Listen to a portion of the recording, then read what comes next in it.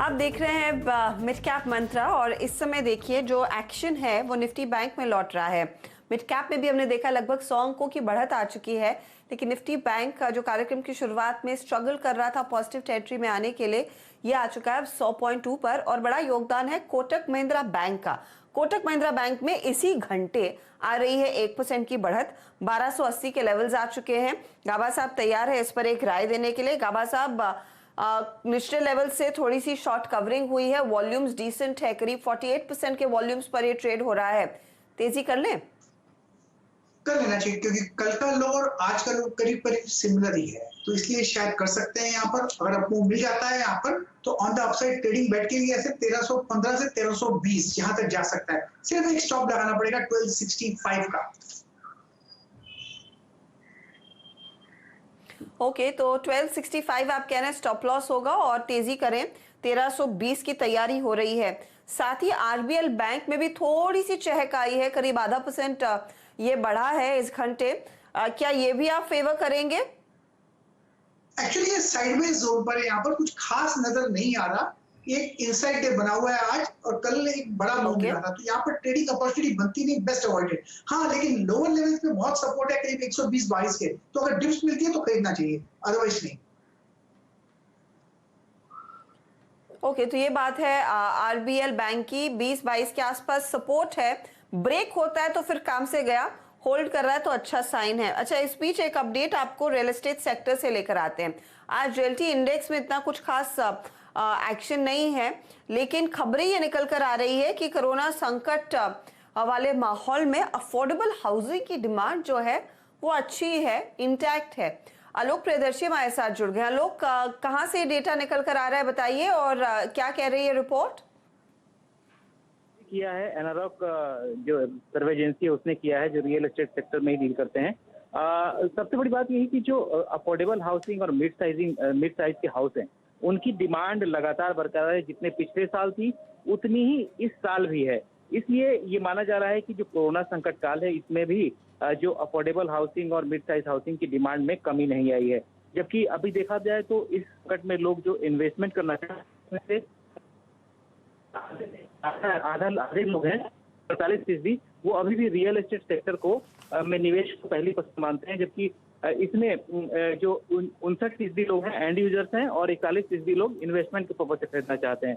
वहीं अगर देखें तो 54% लोग इस वक्त रियल एस्टेट में निवेश को सही सबसे अभी बॉटम आउट हो चुका है और इस वक्त खरीदने में फायदा हो सकता है।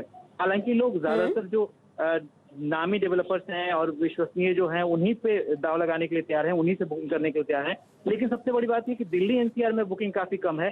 ज्यादातर जो बुकिंग है 84% जो बुकिंग है बेंगलुरु, हैदराबाद और मुंबई रीजन में है।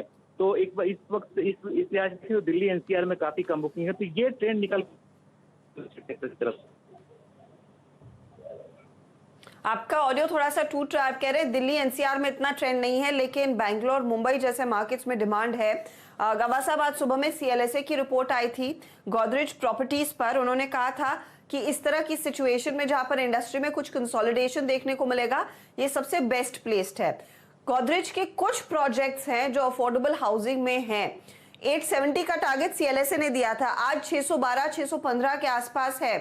आप चार्ट्स पर क्या देख रहे हैं? क्या मौका है कुछ लॉन्ग टर्म निवेशकों को लेने का? 575 में गोदरेज प्रॉपर्टीज में बहुत ही बढ़िया सपोर्ट है, उसके आसपास ले सकते हैं। और 575 और 612 जो ट्रेड कर रहा है इसमें करीब 30 रुपए का फर्क है। अगर आप उतना स्टॉप लॉस समझ सकते हैं तो ले लीजिए। गोदरेज प्रॉपर्टीज वाकई में एक बेस्ट बेट है, एक सेफ बेट है। तो मेरे ख्याल से एक अपमूव मिलता है तो 700 भी जा सकता है, लेकिन मेरे ख्याल से थोड़ा स्टैगर्ड बाइंग कर सकते हैं।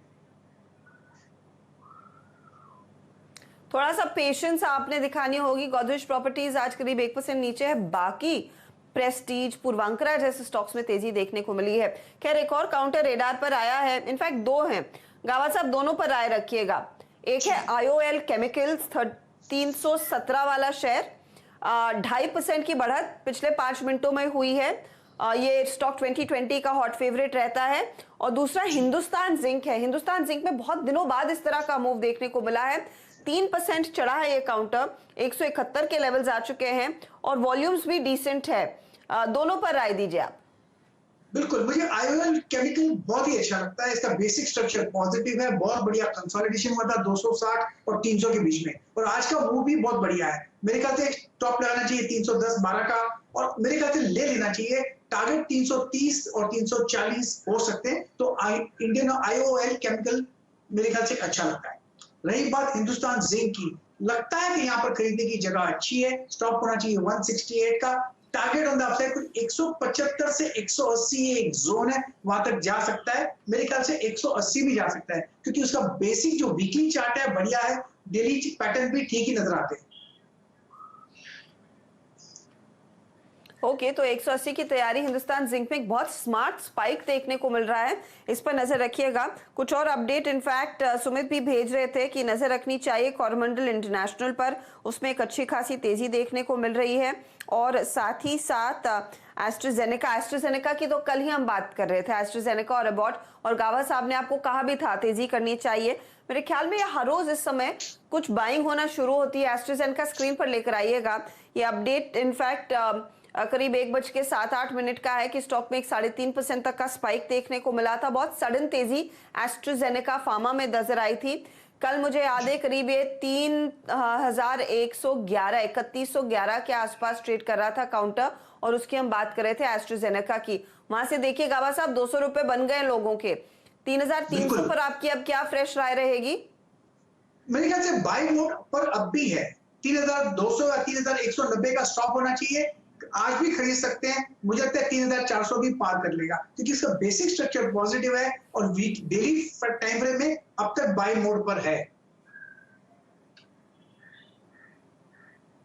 बाय मोड पर है, अब 3500 की तैयारी। तो कल अगर आपने ले लिया बढ़िया है, गावा साहब कह रहे हैं अभी भी मौका है, 200 रुपए और मिलेंगे लेकिन इस काउंटर में यहां से आगे। तो 3500 की तैयारी एस्ट्राजेनेका में हो रही है। चलिए इस बीच खिलाड़ी नंबर 1 का अपडेट आपके सामने रख देते हैं। मैदान में है मानस जायसवाल, AK प्रभाकर और साथ ही साथ नीलेश जैन।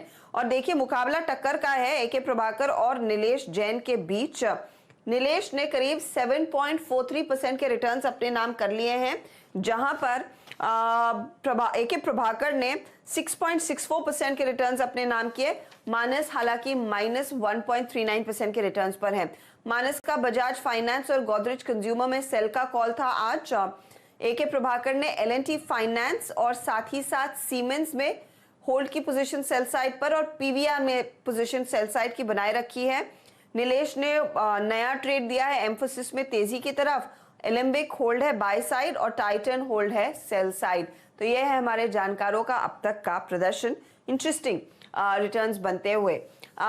हम लेंगे यहाँ पर एक छोटा सा ब्रेक। मार्केट संभलने की कोशिश कर रहा है 9364 पर इस समय निफ्टी 70 अंक ऊपर, लेकिन मिड कैप्स इस समय फोरफ्रंट पर आने लगे हैं, इसीलिए एडवांस डिक्लाइन रेशियो की भी स्थिति थोड़ा सा और जोर लगाएगा बाजार, और बुल्स तो पॉजिटिव में आएगी। इस समय इवन स्टीवन का मामला है, यानी कि कांटे की टक्कर है, इस समय बराबर का मुकाबला है बुल्स और बेयर के बीच ब्रॉडर मार्केट में। हम लेंगे एक छोटा सा ब्रेक के बाद JSPL का मैनेजमेंट हमारे साथ जुड़ेगा, उनसे एक आउटलुक लेंगे कि कोविड के माहौल में किस तरह की स्थिति है, प्रोडक्शन को लेकर क्या हाल है, और डिमांड स्पेशली स्टील जैसे प्रोडक्ट्स की दिख रही है या नहीं। ये सब ब्रेक के बाद आशीष के साथ आप बने रहें CNBC आवाज पर।